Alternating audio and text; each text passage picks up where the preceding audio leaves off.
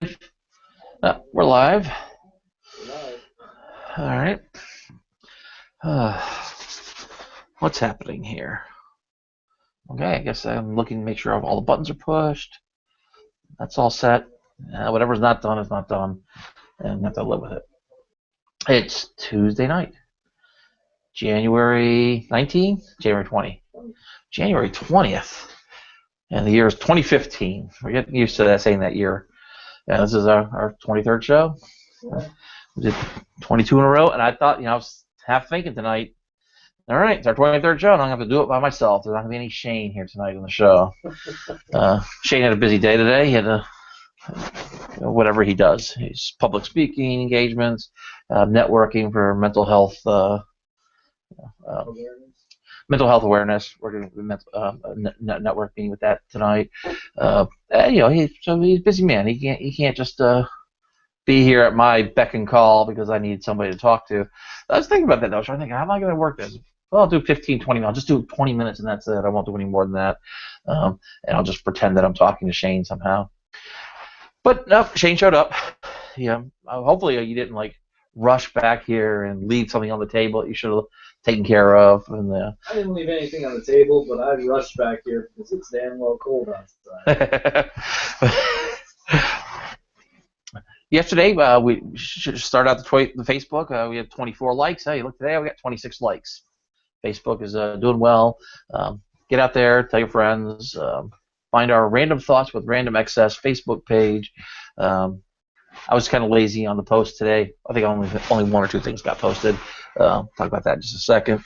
But you don't have to visit the page. Just come in, like the page, and then whatever gets posted will appear on your Facebook timeline, so you don't even have to come back and visit, or come back and visit and chat. You can post on the Facebook page. You can comment on it.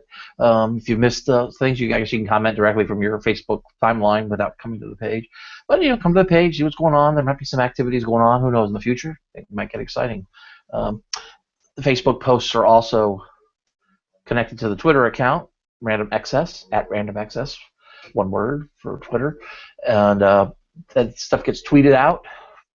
And here's Twitter. Yesterday we had 958 followers. It was down from 959. Now it's up to 960. So two extra followers picked up today. We'll just see who they are. I'm frozen. I don't feel frozen. No, you just. Okay. Come visit the Twitter page. Follow me on Twitter. You can get access to the Twitter stuff. I just closed it there. I've had my Twitter account about 5 years, and about 10,000 tweets a year, so a little bit over 50,000 tweets. A little bit slow on the tweeting today, but with the has the hashtag RTWRE. It's Random Thoughts with Random Access. The hashtag will appear at the front of the tweet when it comes from the Facebook page. Hashtags at the end of the tweet, that is Twitter exclusive material there. Twitter exclusive content. So if you want to see those things, you have to actually be on Twitter, have a Twitter account, follow us on Twitter, and then you'll get access to the Twitter exclusive. And then there's also, for now, this is my personal Twitter account, so all my thoughts are random thoughts. So there's some things that are not tagged RTWRE, but you'd have access to all those too. So maybe a little bit more, I don't know, not so much random thoughts. Who knows what those things are that are not tagged, but they're out there too. It could be me just making a joke, or I don't even want to say what it could be because I don't even know what it could be. It could be anything. It could be anything. The big thought today, on my mind at least, was from this Facebook page or Facebook post that I made. It was something that appeared on Neurologica blog. This is part of the science-based medicine group. I think this is Steven Novella. He's the head host on Skeptic's Guide to the Universe. He's a neurologist at Yale Hospital, and he teaches at the Yale Medical School. And he has a he has this Neurologica, and then he has this science-based medicine. I can't tell. Is it the same website, like two different websites that he runs along with his podcast?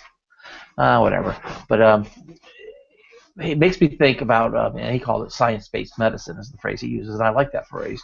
One that I've been seeing used the last few years is evidence-based medicine, and after I heard his science-based medicine, it was like one of those like aha moments. Like, yeah, that's the phrase we should be using. It's science-based medicine as opposed to evidence-based medicine. I think evidence-based medicine is a step in the right direction, but the word evidence is too wide of a word.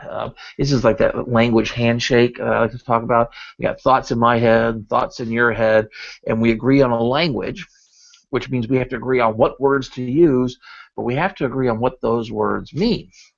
And if I say evidence-based medicine, medicine, yeah, and you hear evidence-based medicine, and then you start using evidence-based medicine as a phrase, and I start hearing it, are we sure we're talking about the same thing? Because what do we mean? A lot of people just use the word evidence as kind of in a real loose way, and it's a common word. We use it in our daily speaking, but it can include, to my mind, people use it. They mean things like anecdotal evidence, their personal experience. They heard what their grandmother happened to their grandmother. They consider that evidence. Well, that's anecdotal evidence. It's a type of evidence, but it's not scientific evidence. There could be just I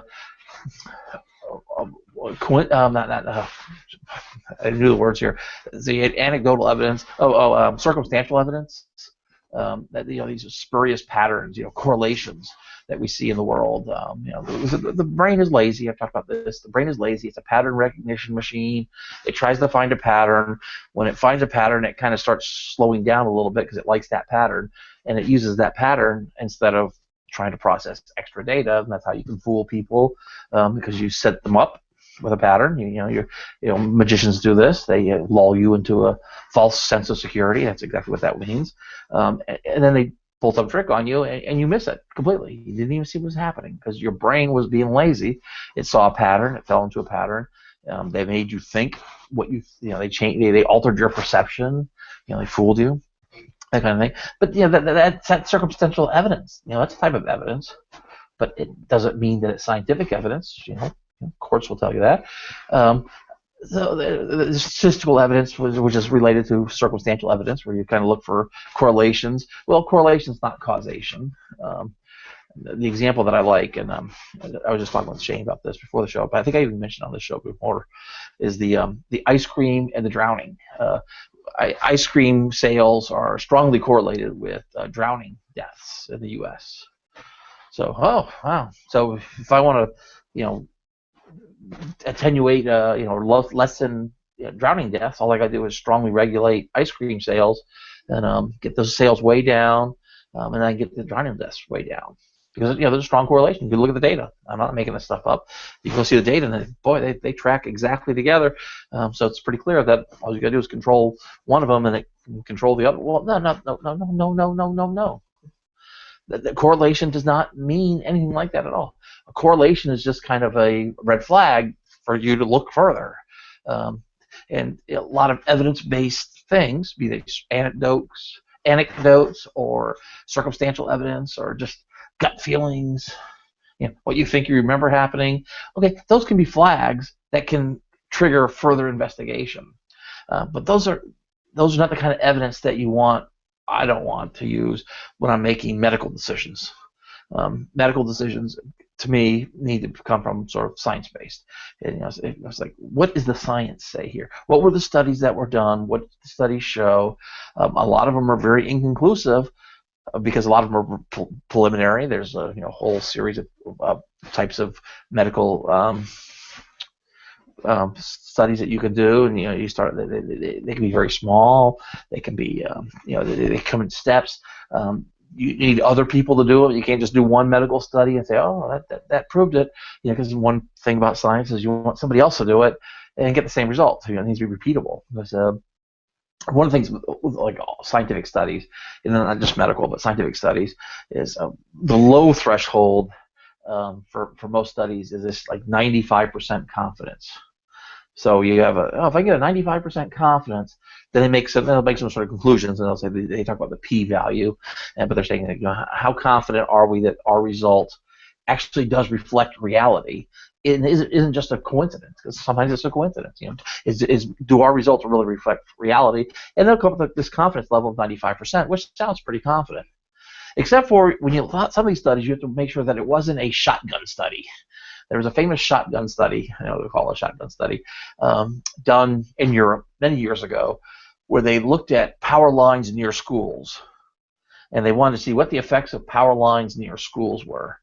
And so they got tons of data on all kinds of things. And they looked at, and I'll just make up a number here, but this is pretty close to it. They looked at 20 different things.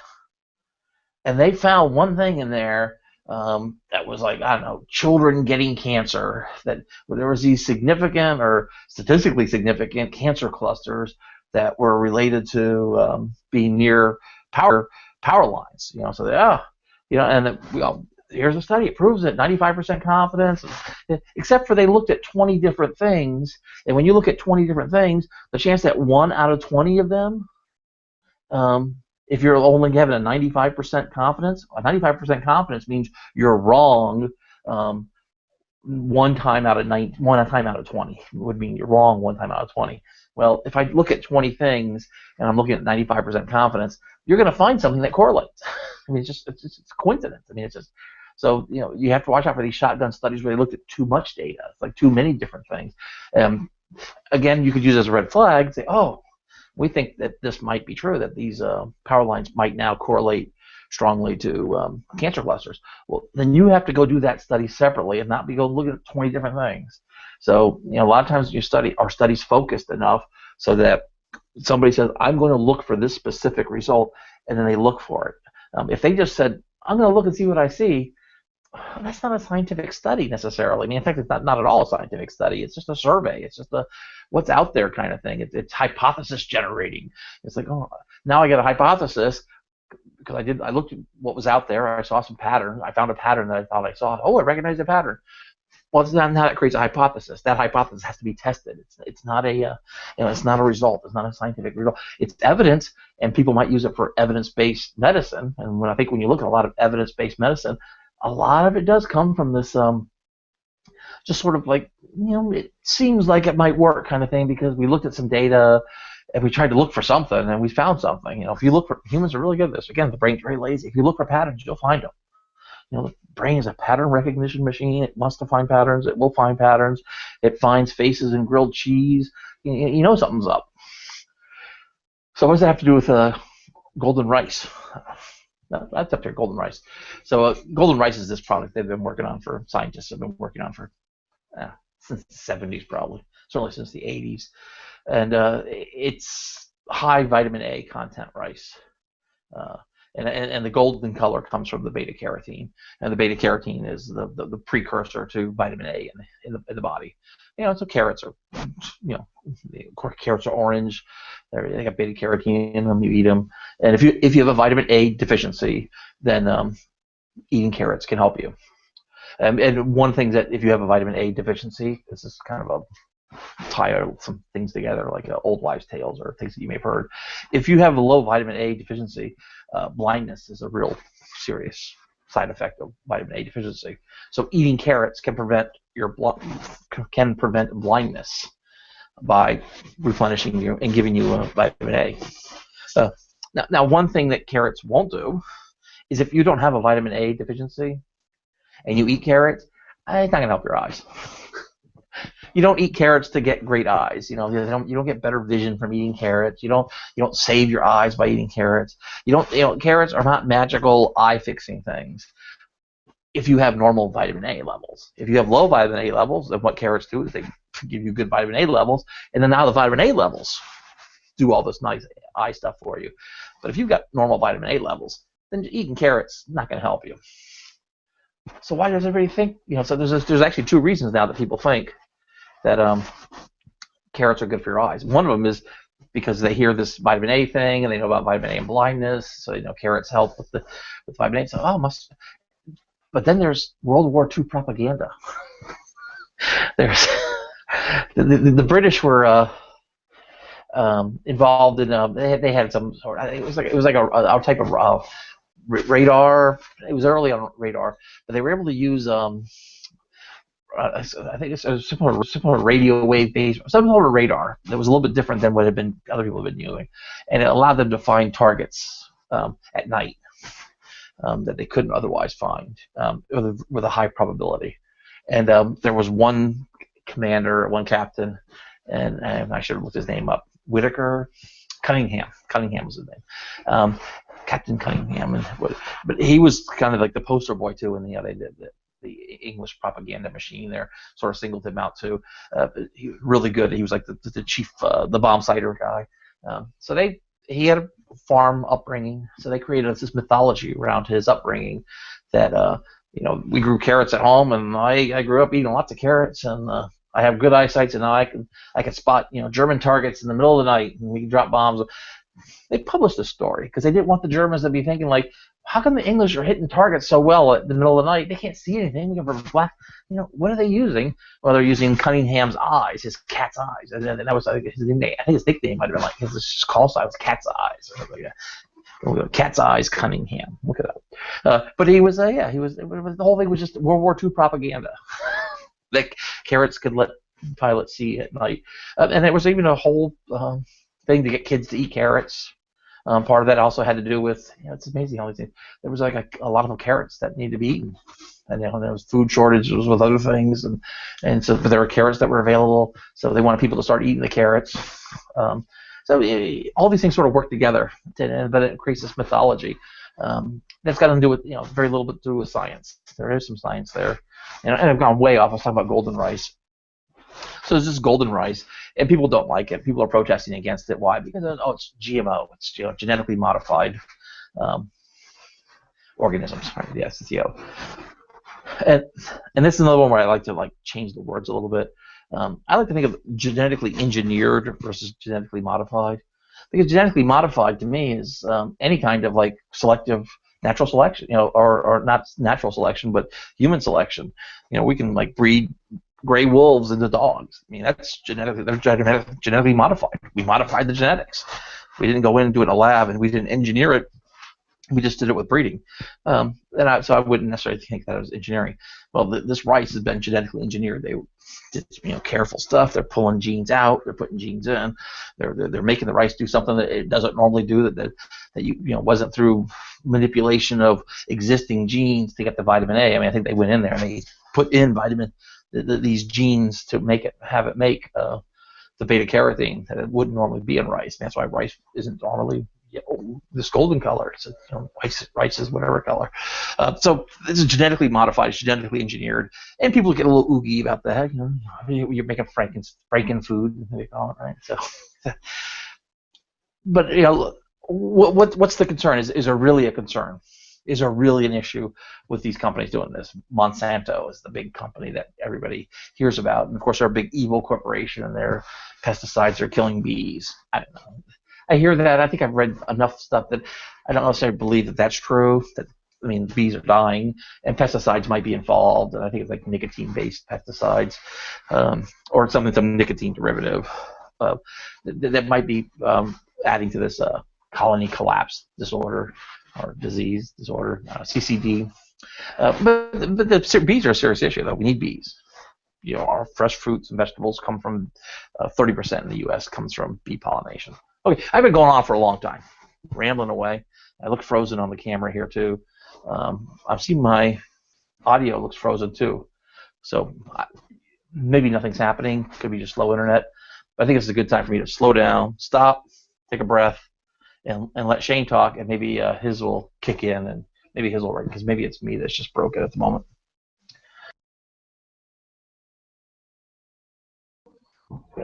Maybe it's the internet, because it is very slow. I've already pushed the button twice. Oh wait, now something's happening. I'm afraid to push it the third time. Okay, I'm gonna try to turn my mic off again. Okay, my mic should be off now. Okay.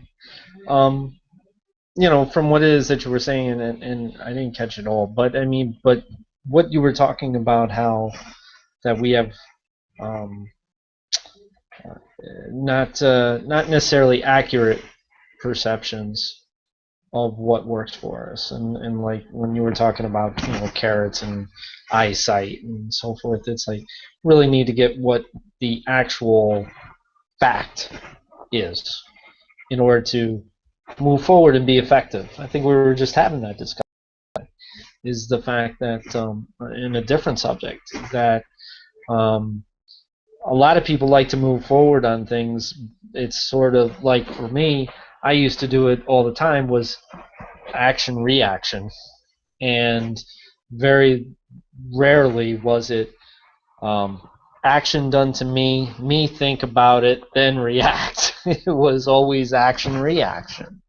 And in that case, getting the actual fact of what is going to be effective and where my efforts are going to be most effective. I think that's where this whole thing comes into play. Is the fact that it's saying, the golden rice thing. It's like,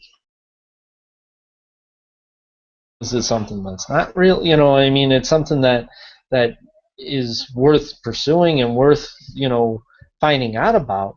But if you don't have the fact that it's going to be effective for you, then your efforts are going to definitely be dissipated more than they're going to be effective. And I think that that's where I come from in that sense. Yeah, I guess that's exactly it. I think I'm using this as an example. Of course, I've talked about this before. I don't want to. The point is not that I'm doing a story on golden rice or talking about golden rice, or that golden rice is really that important to me. Really it is, but that's not the point here. The point is that there is a big story behind the story. This is a tip of the iceberg. This golden rice thing is about science-based. It's not medicine in this case, but it's medicine. It's science-based decision making, and sometimes we have to be careful when we do that. Science-based decisions are slow. Studies have to be done. You have to control. You need controls. You have to make sure that that just because you tweak something and you got a different result, in parallel, you better be doing this where you're not tweaking it and you're seeing that it's not, that it wasn't just a happenstance that I tweaked something and something changed, because it may have changed anyway. So that's why you need controls, so that you can start seeing that what specifically is affecting what. There's so many interactions with the world and the universe that science is that careful thing that says, okay, I don't want to get fooled by patterns, by too many patterns at least, or confounding factors. I want to try and break it down and find out what the specifics are. And it can be a little tedious. It can be very tedious, and it's very tedious for a lot of people to watch. And science is really not one of those things that's meant to be watched closely by everybody. It really needs to happen kind of back in the lab over a long period of time, and don't react to the first news report, the first news release of a scientific, study to be released next month is going to show. I'll wait for the study to come out first, because I want to see what the study says. I want to see what other scientists think the study says. And the news release is written by a PR person who's writing it for a newspaper audience, so it may or may not have anything to do with what's in the study. So reacting to early news reports about science is very dangerous, because then it colors our perspective. People remember, I remember when science used to say this. It's like, well, no, science never said that. One person did one study, it said that one time, and autism, vaccinations cause autism. Oh, everybody knows that. Science used to believe that all. No, science never believed that. There was one guy from England, and maybe this is where I can remember the name, like Whitaker. The guy's name was like Whitaker, Dr. Whitaker. He did a study, and he claimed that his study showed that vaccinations can cause autism, or are strongly correlated to autism in children and stuff like that. Okay, he lost his medical license because he faked that study. And that's the only study that has ever existed that ever had any connection between autism and vaccinations. And yet there are people out here in the world, celebrities, who will tell you not to vaccinate your kids, or they don't. Or what they'll say is, I don't vaccinate my kids because uncertain connection to autism. What do you mean by an uncertain connection? because no study exists that shows there's a connection. In fact, there have been many studies that show there's no connection. Basically, what the studies show is that we don't know what causes autism. It seems that what's happening actually happens in the womb, and it's a very complicated process. And it's not something that happens after the child's born. There's just some exposure in the womb, and that exposure, I use the word exposure, but there's something going on in the womb that it's in the field of epigenetics, which is just a whole other thing. But the evidence shows that it's not vaccination at all, and in fact, vaccinations are extremely important because of what's called herd immunity. The idea of herd immunity, think of a herd of cattle. You need enough people to be immune so that the disease can't spread. So that whenever there's a little pocket of the disease, it's got to be so isolated that it does not spread.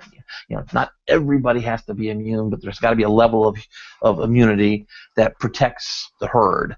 And also with vaccinations, no children under the age of 6 months can be vaccinated. I think it's kids have to wait till they're 6 months old. One of the things you're waiting for the mother's natural immunity to wear off. From that's important to the child, and then you can start vaccinating the kids at about 6 months. Then their own immunity will take over. But that means that kids under the age of 6 months are not immunized. So if you're not immunizing your older kids and they're around little kids, little babies, those babies can become infected because your kid was not immunized. But when you think, okay, but what was your reason for not immunizing your kid? You're afraid they were going to get autism? You might as well be afraid they're going to get hit by a bus. I can't vaccinate my kid, they might get hit by a bus. There's that much of a connection. There's a measles thing going on with Disney World. I don't know if you saw that in the news. Did you see that, Shane? Yeah, I did. These hippie parents, call them hippies, whatever. But they're not going to vaccinate their kids, and there's unvaccinated people with the measles in Disney World, filled with children. Lots of little babies who haven't been immunized yet. Babies, outbreaks of babies getting measles, and now measles being spread around. Like 77 cases. And the thing that's really annoying is that I can understand maybe people being leery, a little cautious about vaccinations if they have no knowledge. Seek out the knowledge. Find out what's going on with vaccinations. There are some vaccinations. There is always some risk with any kind of thing to put in your body. That's true. That's just a statement. Everything's a risk. Drinking water is a risk. Everything is a risk. But the risks are so small compared to the benefits. That's why we vaccinate for measles. The example that this is why that this is probably right. Polio. We pretty much wiped out polio in the U.S. There's no polio out there in the U.S. And we no longer give the polio vaccination. I don't know if your parents may have had or your grandparents probably had polio vaccinations when it came out. Kids now, young adults now, there's no polio vaccination.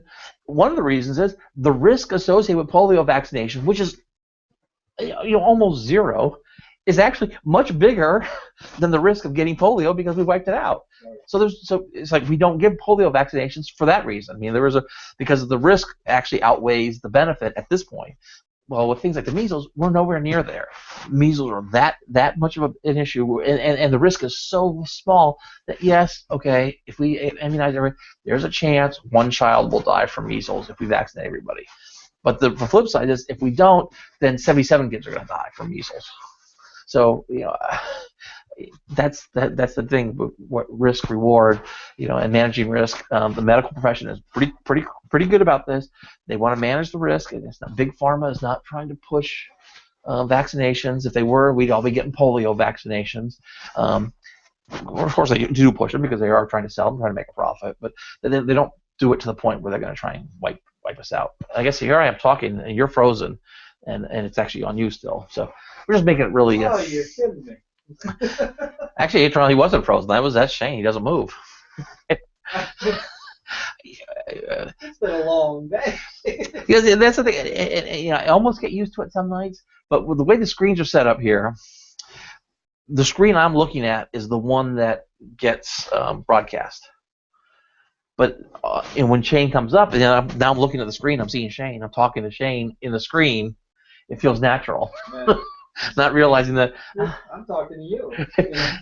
I need to. That's what's on the screen there, bro. And which is why we need a producer. We need a third person who comes in here, and they can worry about that. And all I have to worry about is I can put Shane up on the screen, and it doesn't affect what is being broadcast, and somebody else can command, because I can't do two. I guess I could, whatever. So that's what's happening there. It's a little confusion. Something about a checklist. Yeah, there was gonna be a check, but I don't know if the checklist would help us, because once we get in the show, the idea the checklist gets put down until the end of the show, where we need for the closing. But once we're going along, I need to remember, Wayne, talk to yourself when you're talking. Don't talk to Shane. You can look at Shane when he's talking, but look at your, it's, I don't know, whatever. Okay, I'm gonna wrap it up there, because I've rambled. I think the thing I want to talk about was evidence-based versus science-based, and that science-based means something specific, where evidence-based can mean almost anything to anybody. So that's why I don't like using that phrase that much, just because it's like when people use it, like, oh, this is an evidence-based program, then I kind of, I don't know what that means. But if they say, oh, it's a science-based program, then, now I know what that's supposed to mean, and now I can ask them what they're doing, and then decide, oh, yeah, you're right. But if they just say it's evidence-based, and then I ask them, and I don't agree with their use of the word evidence, I have to kind of agree with them. Well, no, they're right, because they are using evidence of some kind. It's not scientific evidence, but it's evidence. But it's so that's why I try to use the word science-based instead of evidence-based when I mean to use it that way. But it's kind of more big picture stuff, and this was a story that made me think about that. But this golden rice story is a good story. It's a great article because it gives you that introduction into what I'm talking about things being science-based and things being medicine-based. And then even on top of this, which I didn't even get to, there are some, even if you buy all the science here, there's still some politics that's a bit of a problem, because one of the problems is that we're being forced to make this rice to have this vitamin A in it, so that we can give it to the people, so that it has a beta carotene in it to give to people to fight a vitamin A deficiency. So that begs the question is, why do they have a vitamin A deficiency to begin with? I mean, humans evolved so that we don't have that. I mean, our diets, and that's a whole thing about resource allocation. There's people who own food distribution networks, they own property, people can't get access that they need to the resources to grow the things that they need to grow, to have a varied diet, because that's the best diet in the world is one that's varied. That's what humans are. We're omnivorous. We eat a little bit of everything. You eat a little bit of everything, you're going to pick up all the things that you need. And you don't need to have that's your diet right there. Eat a little bit of everything, keep the calories low, and and exercise. And that's every doctor will tell you that. Every medical study will tell you that. That's the best diet in the world, better than any diet with a name. It's the eat a wide variety of foods.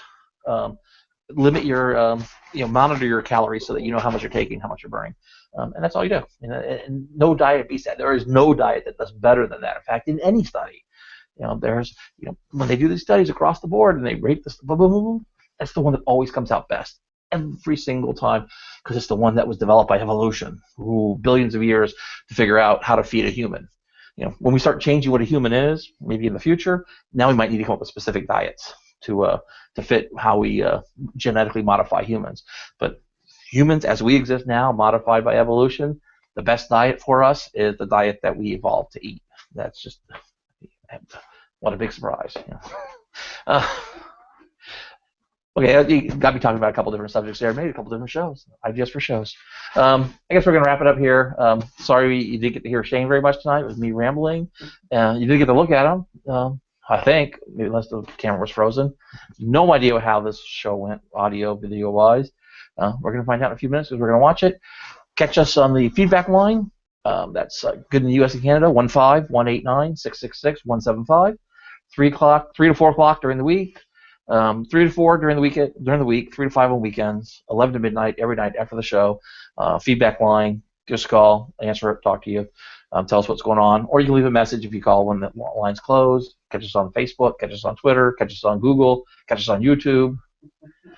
We're ubiquitous. Good night, people. Good night, folks. Let's see, and that's stopping the broadcast, I guess. I was going to do the thing where I'll turn the speakers off first, right?